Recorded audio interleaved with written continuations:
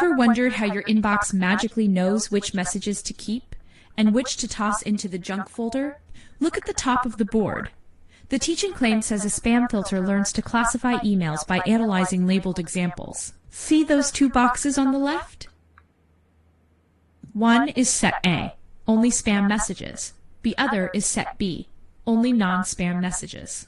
Arrows point from each set into the central filter box, showing it learns patterns from both piles of mail. The filter doesn't memorize rules. It extracts patterns from the examples it's given. Once trained, it can look at a new email and decide yunk or keep. Think of it like a coffee filter catching grounds while letting the brew through, except here the filter catches spam and lets good mail through.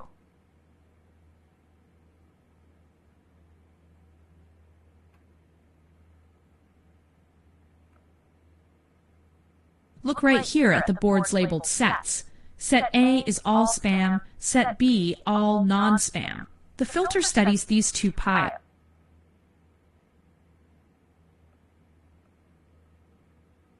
Scott and City from Essex showed this exact split lets the filter build a rule.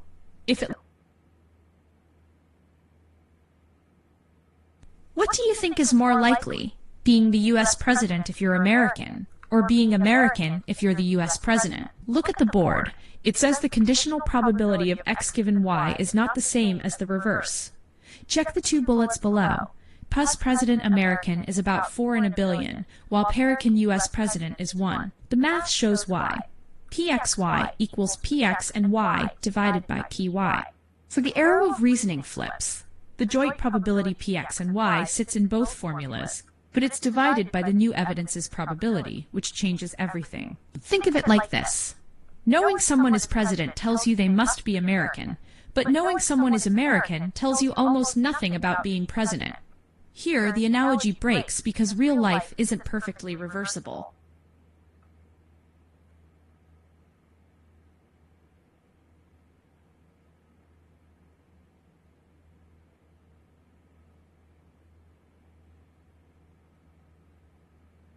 Ever opened two dice rolls and wondered if one secretly whispers to the other? Look at the board's top claim. Two random variables x and y are independent when their joint probability splits exactly into the product of their marginals. That's written here as px equals x, y equals y equals px equals x times py equals y. The first bullet below it says there's no statistical link between x and y. The second says knowing the value of one tells you nothing useful about the other. So if x is the roll of a fair die and y is the flip of a fair coin, the pair 3 heads carries no extra surprise beyond what you'd expect from each alone, because independence here means the coin never cares what the die shows.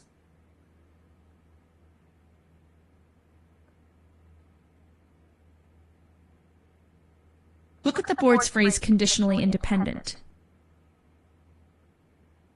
It's telling us, even if x and y are independent overall, we often care about the special case when a third variable z takes one particular value. For example, suppose x is rain today, y is traffic jam today, and z is weekday. Knowing z is weekday might change whether rain and traffic are still unrelated. We write this as px, yz equals px zz, pyz. The vertical bar means given z. The idea flips the usual independence test. Now we're slicing the sample space by z's value before checking independence.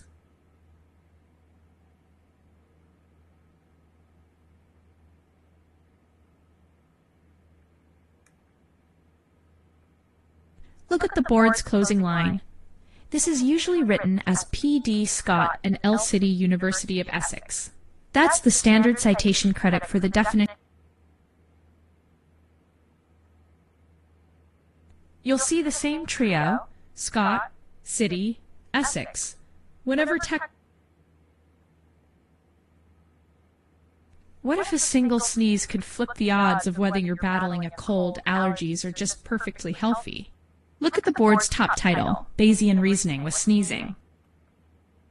Here Bayes' theorem turns prior chances, like Peck cold and Fay fever, into posterior chances once we see the evidence, sneeze. The formula reads P sneeze equals sneeze cold times P cold, all divided by sneeze. Sneeze itself is the full probability of sneezing across all causes, written on the board as the sum of each cause's chance to sneeze times its prior. So, if colds are common and sneezing with a cold is likely, the math tells us P cold sneeze jumps higher, updating our belief from maybe a cold to pretty likely a cold.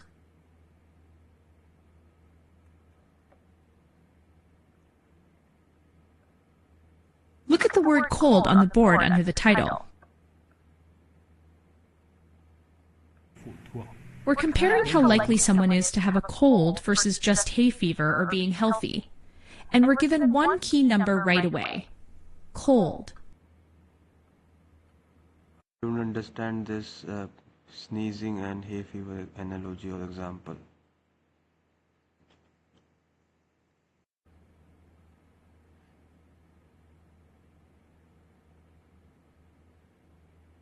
The sneezing example shows how we use prior probabilities, how common colds or hay fever are and conditional probabilities, how likely sneezing is with each condition to figure out the chance someone has a cold or hay fever after they sneeze. It's like updating our guess based on new evidence. Sneezing. Back to the slide.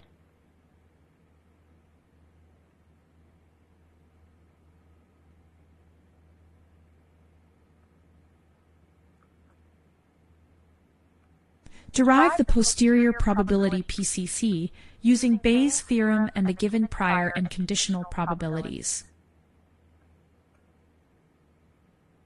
We want to flip the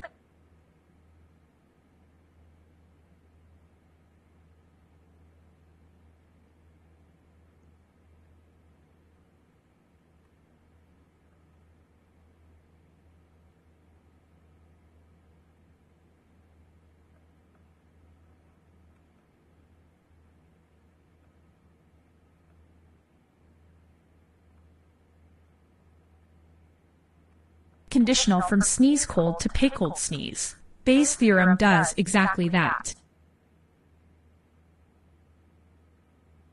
Intuitively, it says, how likely is the cause given the evidence equals how well the cause predicts the evidence, times how common the cause is, divided by how common the evidence is overall.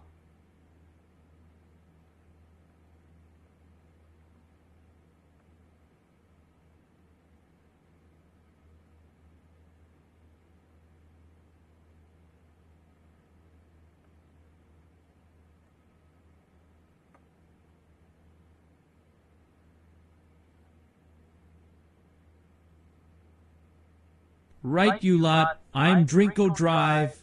Yes, that's my name. No, I won't be driving anything. Grab a cuppa, settle in.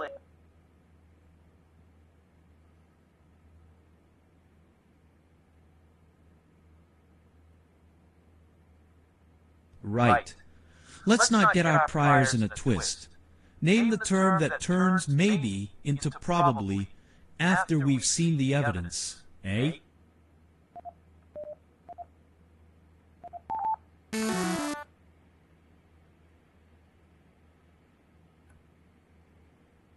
Ah, you've gone full D for definitely wrong. B is the posterior, mate, not some backstreet pub's opening hours.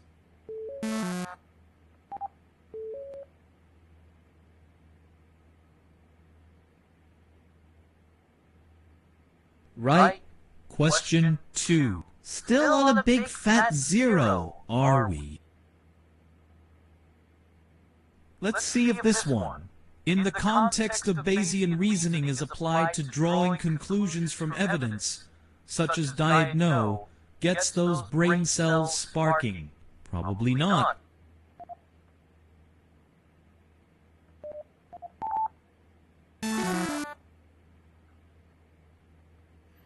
D. You went for D.